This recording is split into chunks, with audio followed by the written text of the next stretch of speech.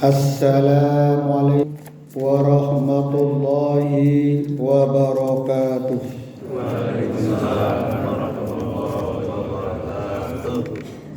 Alhamdulillah, nahmaduhu wa nasta'inu wa nastaghfiruh wa na'udzu billahi min sururi anfusina wa min sayyiati a'malina. May yahdihillahu fala mudilla lahu wa may yudlilhu fala hadiyalah. Asyhadu an la ilaha illallah wahdahu la syarikalah wa asyhadu anna muhammaduhu wa rasuluh la nabiyya wa la rasula ba'dah. Amma ba'du. Qala Allah ta'ala bil Qur'anil Karim. A'udzu billahi minasy syaithanir rajim. Bismillahirrahmanirrahim. Innama ya'muru masajidallahi man amana billahi wal yaumil akhiri wa aqamas sholata wa ataz zakata wa lam yahsha illallah fa asa ulaika ayyakunu minal muhtadin. Shadaqallahul adzim wa shadaqa rasulil karim. Ma'asyiral muslimin, jamaah salat subuh yang dimuliakan Allah, tamu undangan Allah yang berbahagia. Tidak henti-hentinya kita memanjatkan puja dan puji syukur atas segala nikmat dan karunia yang terindah dan terbaik yang saat ini kita rasakan. Leres nggih Bapak Ibu sekalian? Hari ini kita mendapatkan nikmat yang terindah, nikmat yang terbaik. Maka hanya kata-kata yang bisa kita ungkapkan, yaitu dengan rasa syukur, alhamdulillahirabbil alamin. Maka bisa kita ucapkan syukur itu dengan lafal alhamdulillah sambil apa saja, zikir diantaranya alhamdulillah, alhamdulillah, alhamdulillah, sebagaimana kita zikir ketika ba'da sholat. Kalau itu kita lakukan secara terus menerus, maka insya Allah Allah akan menambah nikmat kita. La in syakartum la azidannakum wa la in kafartum inna adzabi lasyadid. Sungguhnya barang siapa yang bersyukur kepada Allah, Allah akan menambah syukurnya. Syukur itu adalah untuk diri kita sendiri. Wa may yashkur fa inna ma yashkuru li anfusikum, ya. Kalau di dalam ayat surat Luqman disebutkan. Jadi syukur itu adalah untuk diri kita sendiri, bukan untuk orang lain. Dampaknya memang untuk orang lain. Jamaah rahimakumullah, maka sholawat serta salam kita haturkan kepada junjungan kita Nabi Agung Muhammad sallallahu alaihi wasallam, yang kita harapkan syafaatnya kelak di yaumil qiyamah tidak ada perlindungan, pertolongan kecuali dari amal-amal yang kita lakukan, dan tentunya adalah pertolongan terakhir yaitu syafaat dari Kanjeng Nabi Muhammad SAW. Ketika amal-amal kita semuanya dihitung dan mungkin plus minus dari amal kita, maka terakhir senjata kita adalah kita sebagai umatnya Kanjeng Nabi Muhammad SAW yang kelak akan mendapat syafaat. Jadi syafaat itu adalah ridho dari Allah Subhanahu wa taala melalui Kanjeng Nabi untuk kita sekalian. Jamaah rahimakumullah, alhamdulillah saya kalau nggak salah ini adalah subuh kedua. Gitu. Subuh kedua. Hadir Pak Dokter sini ya. Di subuh berkah ini. Ini adalah kesempatan bagi kita. Maka tema kita sebenarnya tadi sudah disepil, sudah dicuplik sedikit oleh Bapak Ketua Takmir, Bapak Kiai Rosyidi Masyhur, yaitu tentang kemakmuran masjid. Di flyer saya sebutkan meraih keberkahan dalam memakmurkan masjid. Jadi apapun solusinya, masjid tempatnya. Salah.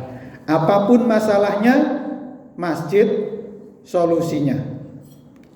Jamaah rahimakumullah, di depan saya kutip firman Allah dalam surat At-Taubah surat ke-9 ayat 18. Monggo kita lafalkan bareng-bareng supaya kita mendapatkan keberkahan dari bacaan ayat suci Al-Qur'an.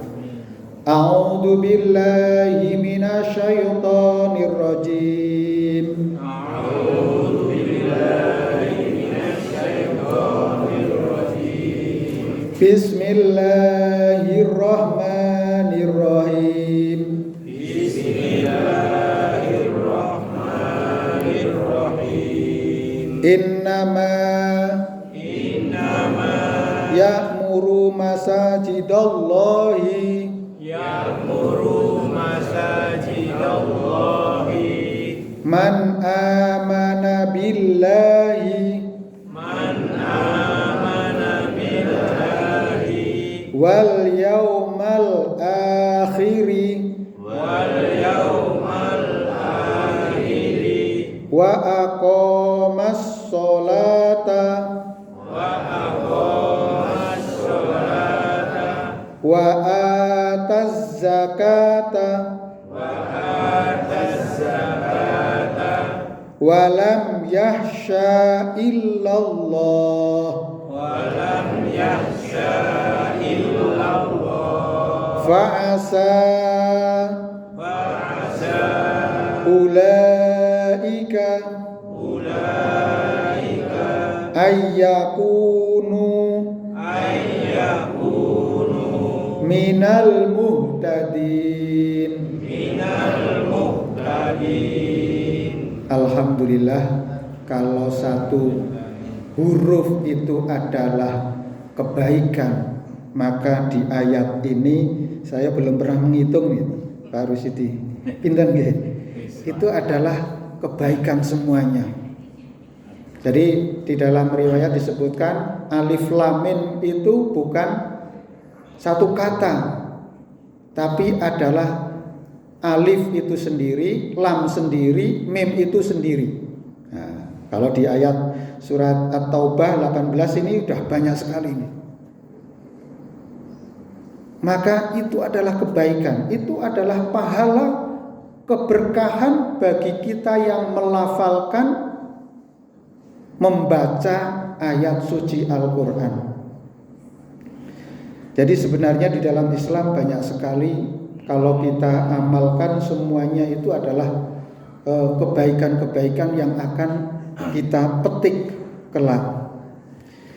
Di surat ini, innama ya'muru masajidallah, sesungguhnya yang memakmurkan masjid-masjid Allah, siapa itu?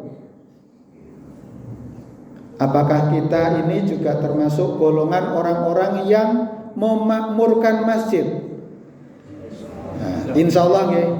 Yang pertama, man amana billahi wal yaumal akhir, yaitu orang yang beriman kepada Allah dan hari akhir.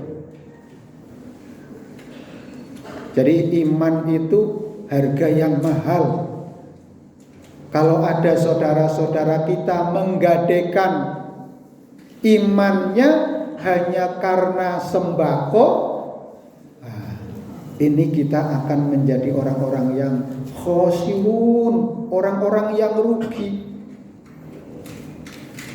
Maka iman sampai titik darah penghabisan itu harus kita pertahankan. Maka iman itu harus kita pelihara, harus kita rawat, harus kita pupuk. Pupuknya apa? Ya dengan beribadah kepada Allah. Jadi iman kepada hari akhir itu, orang yang beriman kepada hari akhir membawa orang itu akan ikhtiyat, akan ngantos-antos anggen tumindak wonten ing bebrayan agung wonten madyanipun masyarakat. Munamuni tingkah pola itu harus dijaga. Itu adalah orang yang takut atau orang yang beriman kepada hari akhir. Ya. Jadi dengan beriman ini adalah orang-orang yang memakmurkan masjid. Poin setunggal sampun nggih, kita sudah dapat nggih. Rawuh ke masjid pasti kita yakin wallahu ahad, Allahu samad. Allah adalah esa, Allah adalah tempat kita memohon mengadu. Panjenengan gadah masalah, mengadu kepada Allah, memohon kepada Allah. Kita semuanya punya problem. Ya, manusia itu adalah makhluk yang penuh dengan masalah. Setiap hari kita punya masalah, baik masalah dengan awake dhewe, dengan organ-organ tubuh kita. Sebagian organ tubuh kita sudah tidak berfungsi, sehingga di beberapa bagian tubuh kita merasakan ada sok nut-nut, ada yang pegel-pegel, ada yang makser, makdekser. Nek dekser tuh jatuh hati nggih. Nah, jatuh hati kita ke masjid gitu nanti. Jadi kita jatuh hatinya itu muta'alliq qalbuhu bil masajid. Hati kita terpaut dengan masjid. Pengen ini mendengarkan waktu azan itu segera gegah-gegah untuk tindak masjid. Karena disitulah keberkahan. Oke, itu yang pertama. Kita sudah termasuk orang yang beriman kepada Allah dan hari akhir. Buktinya rawuh mengikuti panggilan Allah Subhanahu wa taala untuk sholat berjamaah. Yang kedua, wa aqamas sholata, yaitu orang yang mendirikan sholat. Nah, sholat, mendirikan sholat itu tidak hanya sholat jengkar-jengkir, tetapi betul-betul menghayati apa yang kita lakukan sehingga mempunyai impact, dampak dari sholatnya. Maka as-sholatu atau sholat tanha anil fahsya wal munkar. Jadi sholat kita itu mencegah dari perbuatan keji dan mungkar. Sebentar, kalau sholat kita sudah kita tunaikan, masih saja kita melakukan perbuatan keji dan mungkar, niku sing salah sholate nopo sing sholat?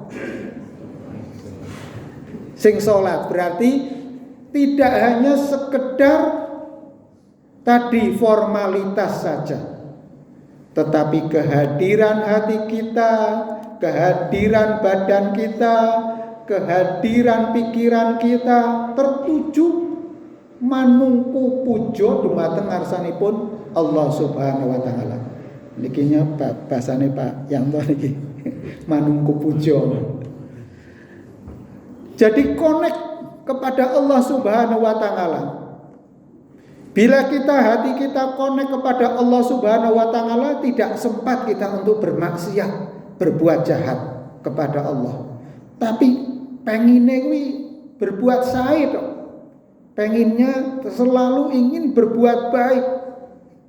Jadi manusia itu adalah makhluk yang istimewa.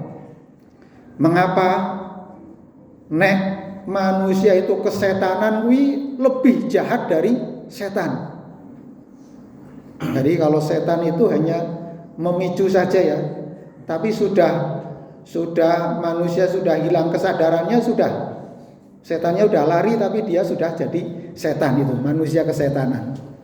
Makanya sering kejahatan, kemungkaran itu terjadi karena manusia tadi lost control dumateng ngarsanipun Allah Subhanahu wa taala. Maka agar sholat kita itu berdampak, ya sholat diawali dengan takbiratul ihram, diakhiri dengan salam. Salam itulah wujud diimplementasi bagaimana sholat itu harus berdampak. Dampaknya menciptakan kondisi sosial masyarakat yang aman, tentram, sejahtera, makmur, adil. Pokoknya sifat-sifat keadilan, sifat-sifat kemuliaan itu berkumpul pada orang-orang yang sholat. Karena dengan salamnya itu menebar kedamaian, menebar keselamatan, menebar kesejukan. Nah, itu adalah sholat yang betul-betul menghasilkan dan berdampak pada diri kita sekalian. Jadi mendirikan sholat itu tidak sekedar sholat secara formal, tetapi betul-betul merasuk sampai ke balung sumsum ya. Ibadah yang kita lakukan, sholat kita itu betul-betul merasakan kita hadir.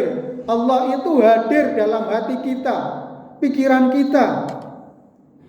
Makanya kalau orang kejawen menikah ya, ada yang menyebut itu, para sufi itu menyebutnya itu wahdatul wujud. Jadi kehadiran Allah sampai pada diri kita. Cara mengungkapkannya itu seperti ya, diri kita itulah yang menjadikan kita menjadi berdaya, menjadikan bermanfaat, menjadikan kita merasakan satu kenikmatan yang susah digambarkan. Makanya pengalaman-pengalaman ahli sufi, ahli ibadah mengungkapkan tentang ibadah, mungkin panjenengan sudah merasakan. Jadi jam terbang panjenengan ini sudah, jamaah ini sudah ada yang 80 lebih.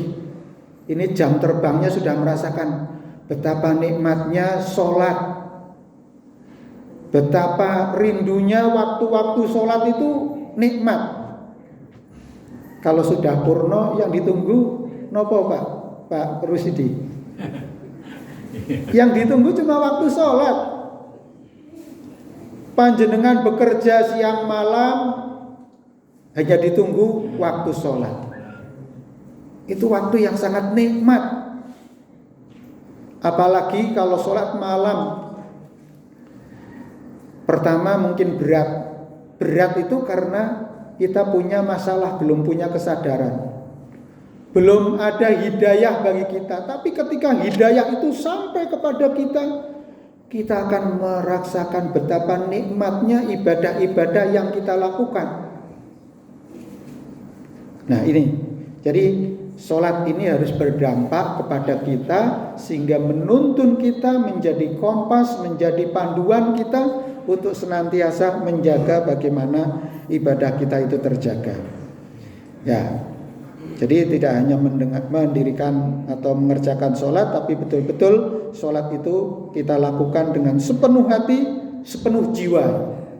Jadi sepenuh hati dan sepenuh jiwa, dan hadir.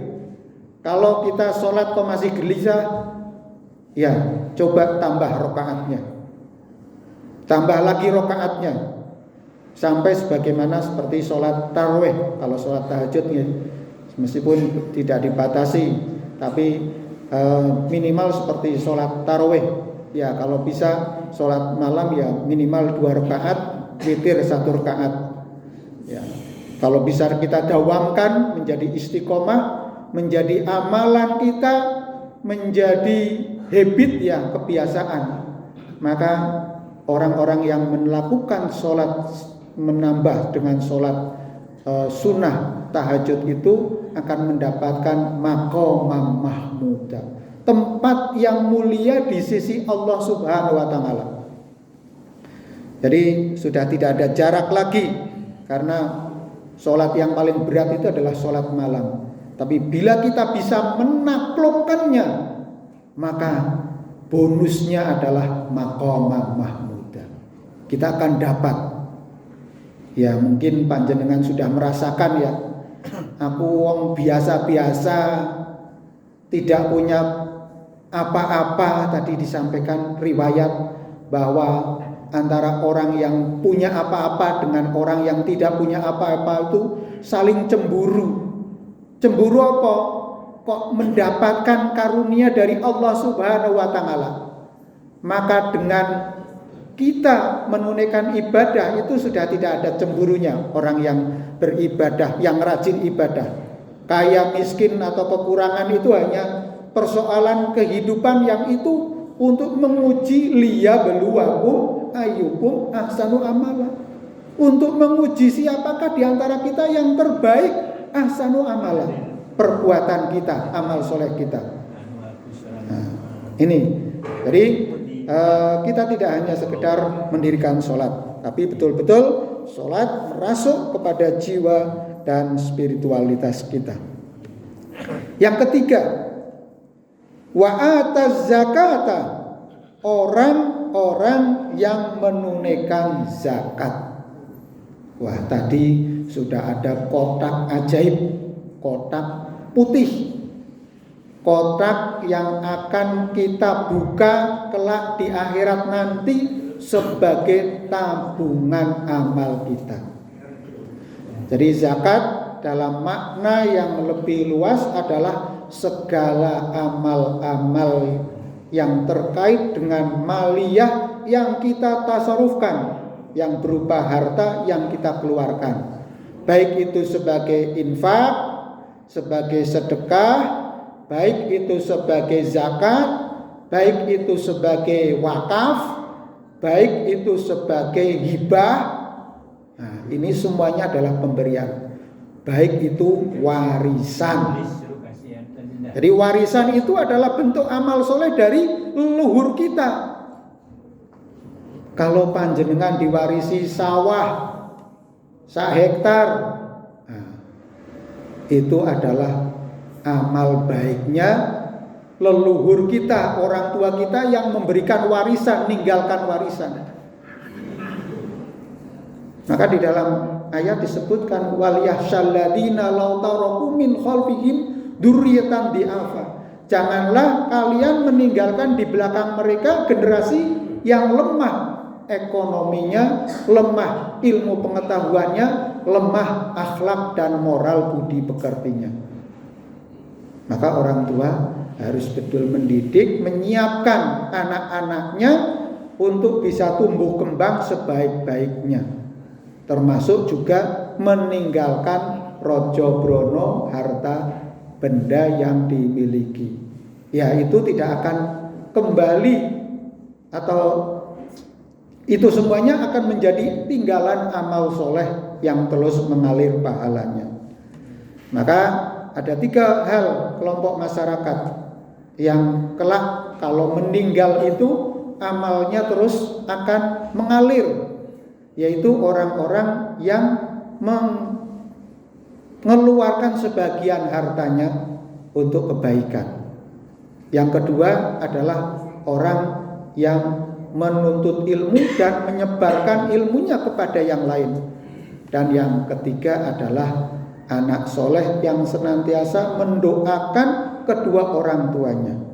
Maka ini adik-adik ini yang diajak ini ya, Dek, menjadi anak-anak yang solehah, qurrata ayun, enak dipandang mata. Jadi anak soleh itu tingkah polanya itu enak, sejuk, dipandang mata oleh orang tuanya.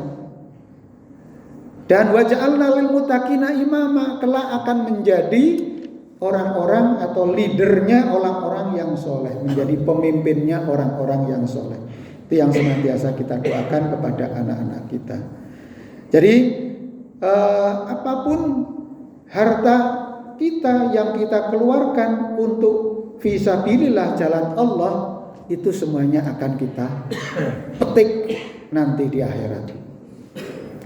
Itu akan menjadi penerangan, itu akan menjadi obor bagi kita, suluh untuk kita menghadap kepada Allah Subhanahu wa taala. Jadi apa saja yang kita miliki, panjenengan tindak ke masjid tidak bisa dengan kaki, ya kita ganti dengan roda. Tidak bisa tindak, ya pakai kursi roda. Tidak bisa tindak, kita bantu dengan alat bantu, mungkin teken ataupun alat bantu yang lain. Kita punya mobil, kita bawa mobil kita ke masjid. Jangan kita bawa mobil kita ke tempat-tempat maksiat, na'udzubillahi min dzalik. Tapi bawalah yang kita miliki itu ke tempat-tempat amal soleh. Ke tempat pengajian, bawa mobil, mobilnya dicucikan kinclong, bawa ke pengajian. Bukan untuk ujub, tapi adalah untuk menunjukkan kenikmatan Allah berikan kepada kita, kita konversi menjadi amal soleh, bukan amal maksiat.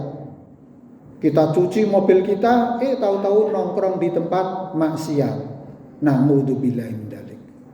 Tapi datang ke masjid, mobilnya bersih, pakai pakaian yang bersih, datang ke masjid, sholat tahiyatul masjid, kemudian sholat qobliyah, kemudian berzikir, berdoa, memohon Allah kepada Allah Subhanahu wa taala. Apalagi sholat subuh, datang ke masjid dengan membawa apa yang kita miliki, dan kita menunaikan sholat qobliyah, maka Allah akan memberikan pahala pada orang-orang yang menunaikan sholat subuh berjamaah itu dengan dunia seisinya. Dalam satu hadis disebutkan bahwa siapa yang menunaikan sholat qobliyah subuh, maka dia akan mendapatkan pahala, mendapatkan dunia seisinya. Nah, hanya tidak nampak. Andikan itu nampak, tadi dikatakan bahwa orang akan berusaha untuk datang ke masjid. Meskipun dalam satu riwayat disebutkan juga orang-orang difabel seperti Abdullah bin Ummi Maktum. Ini kan Bilalnya ataupun muadzinnya Rasulullah. Ada 2 azan yang dikumandangkan di waktu menjelang subuh. Yang pertama adalah azannya Ummu Maktum. Kemudian yang kedua azan subuhnya yang ditunaikan oleh Bilal bin Rabah. Bilal itu masuk surga beserta tekleknya itu, sandalnya. Maka panjenengan bisa masuk surga juga dengan motornya, dengan tekennya, dengan kursinya, dengan mobilnya, karena kita ya'muru masajidallah. Itu ya, jadi orang yang memakmurkan masjid adalah orang yang menunaikan zakat, mengeluarkan sebagian rizki yang Allah karuniakan kepada kita sekecil apapun, baik itu infak maupun sedekah.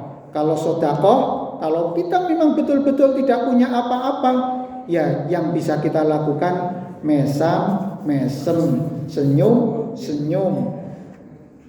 Senyummu adalah sedekah.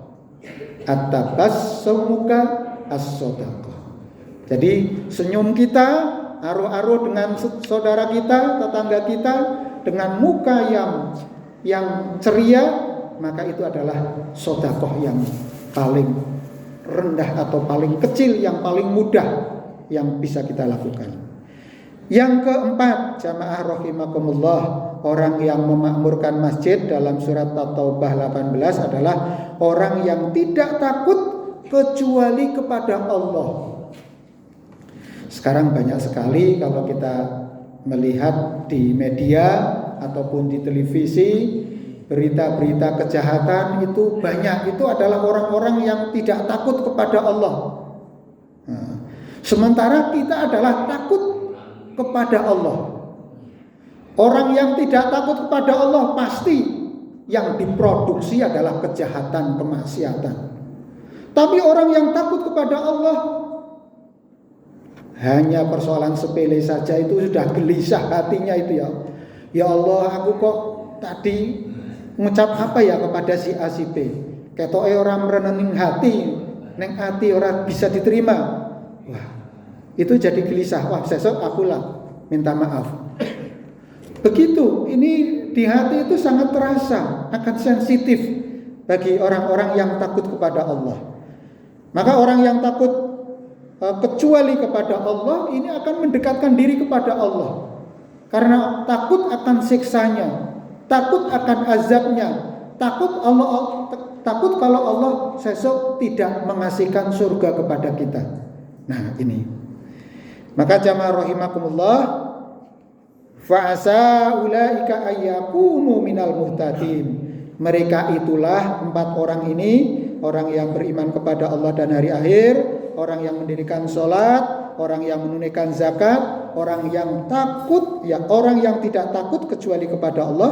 Mereka itu orang-orang yang diharapkan termasuk golongan orang-orang yang mendapat petunjuk. Jadi orang yang mendapat petunjuk itu sangat indah, penuh dengan keberkahan. Ayat ini menegaskan syarat memakmurkan masjid adalah iman, sholat, zakat, ketakwaan. Dan ini sudah kita praktekkan dengan zakat ini tadi. Sedekahnya, infak kita akan menjadi cara kita untuk menyelesaikan solusi, menyelesaikan masalah gitu. Masalah kita mungkin gizi buruk, gizi keluarga perlu diperbaiki, maka masjid memberikan sembako untuk siapa? Jamaah. Agar apa? Masjid makmur, memakmurkan. Jamaahnya makmur, masjidnya ikut makmur. Sebaliknya, kalau jamaahnya tidak makmur, nanti masjidnya jadi tidak makmur. Maka masjid harus bisa memakmurkan jamaahnya. Caranya apa?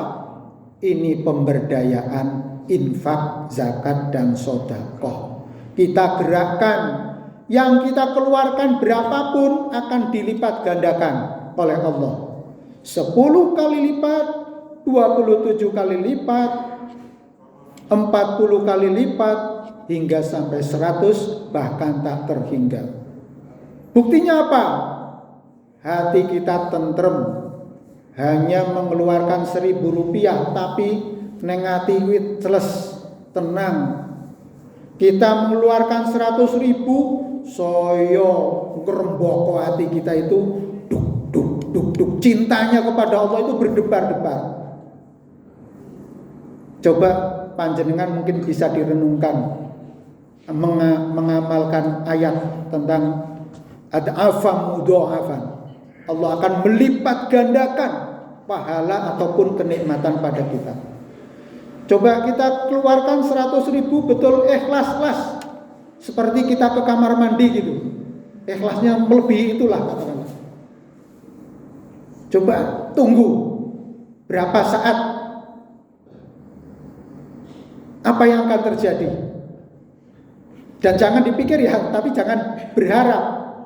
Kita mengeluarkan sedekah kita tidak memikirkan ingin mendapatkan imbalan. Begitu kita tulus, setulus-tulusnya. Tangan kanan tidak tahu, tangan kiri tidak tahu, tetangga tidak tahu, saudara tidak tahu, keluarga tidak tahu. Nah, mungkin caranya dengan cara bersembunyi-sembunyi.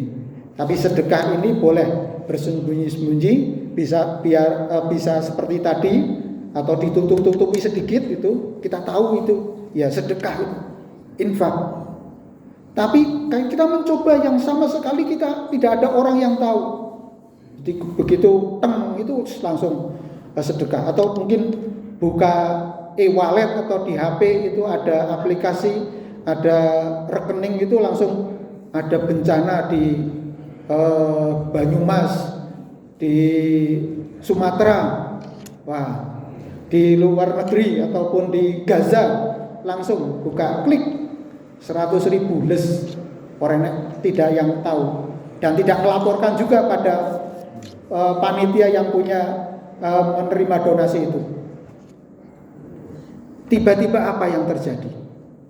Banyak sesuatu yang istimewa yang kita dapatkan. Panjenengan sering lihat berita ada kecelakaan pesawat terbang yang secara logik orang itu mestinya adalah yang pertama meninggal. Tapi tidak.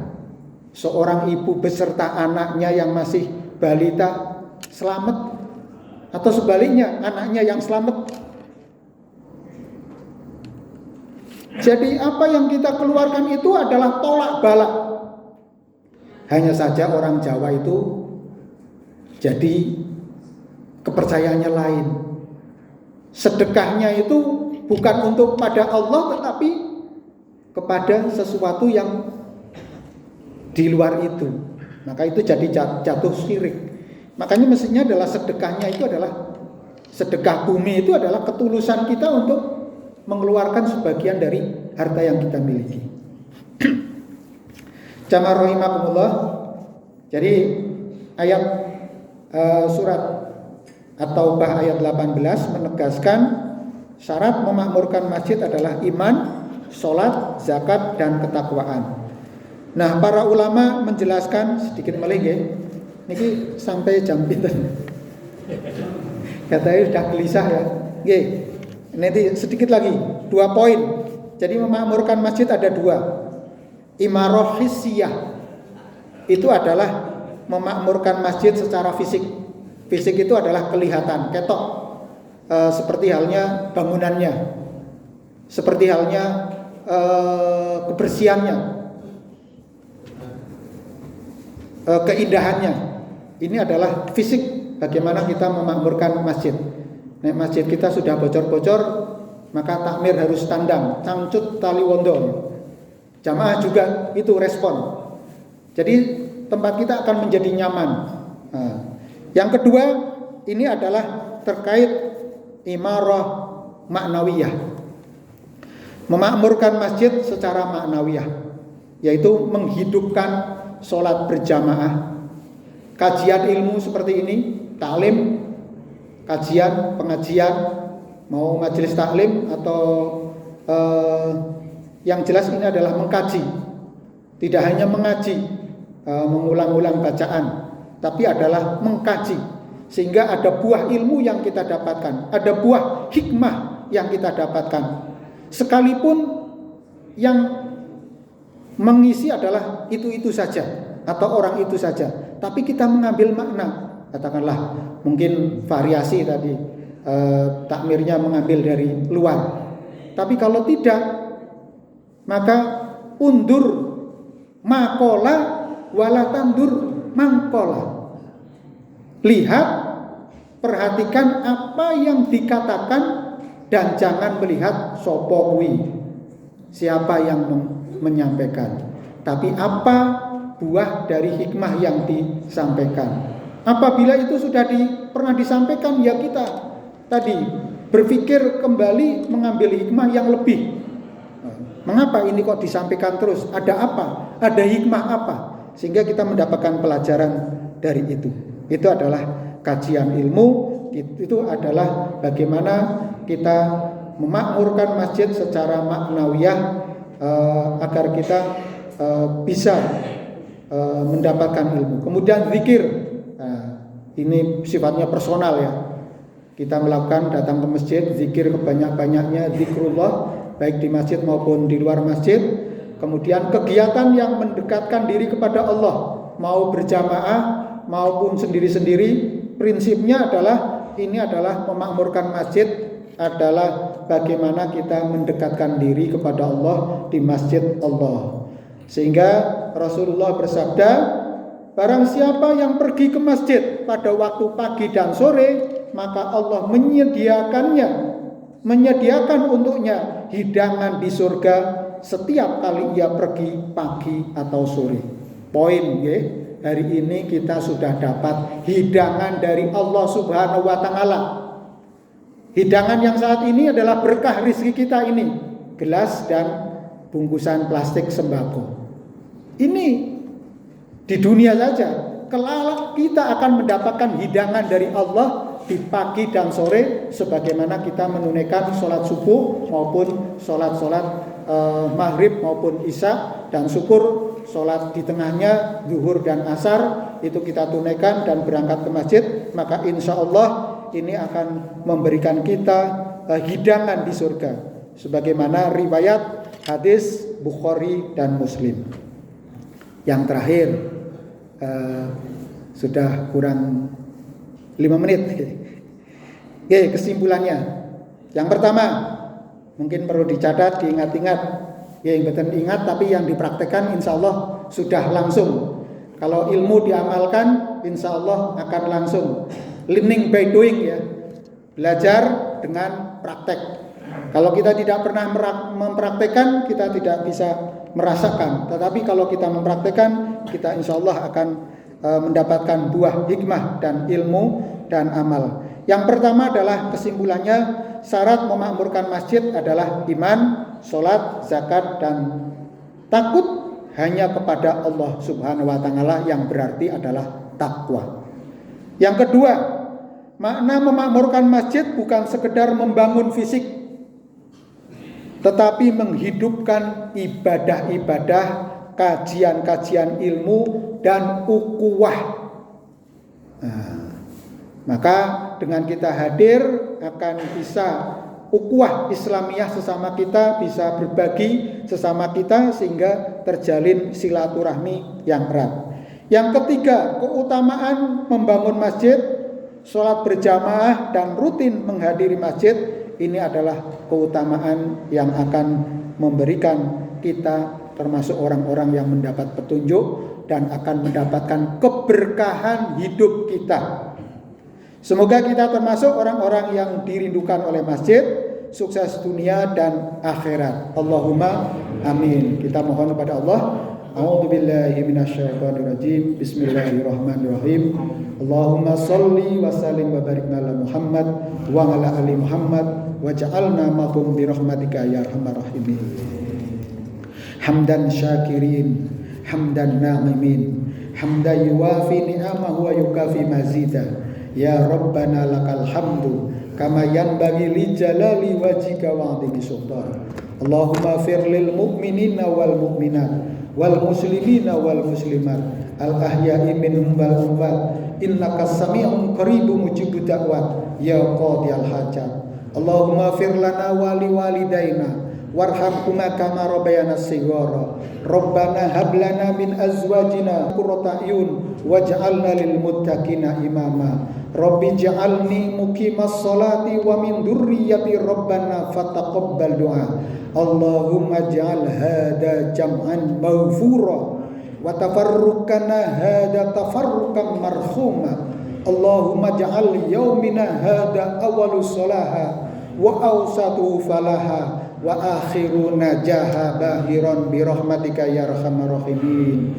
Allahumma inna nas'aluka salamata fid din wal afiyata fi jasadi wa ziyadatan fil ilmi wa barakatan fil rizqi wa taubatan qabla al mauti wa maghfiratan indal mauti wa rahmatan ba'dal mauti. Allahumma hawwin alaina fi syakaratil maut wan najata minan nar wal afwa minal hisab. Rabbina fid dunya hasanah wa fil akhirati hasanah wa qina adzabannar. Subhanaka rabbika rabbil izzati amma yasifun wassalamun alal mursalin walhamdulillahi rabbil alamin. Terima kasih. Kupat siram santen sedaya kelepatan kawula nyuwun pangapunten. Wassalamualaikum warahmatullahi wabarakatuh.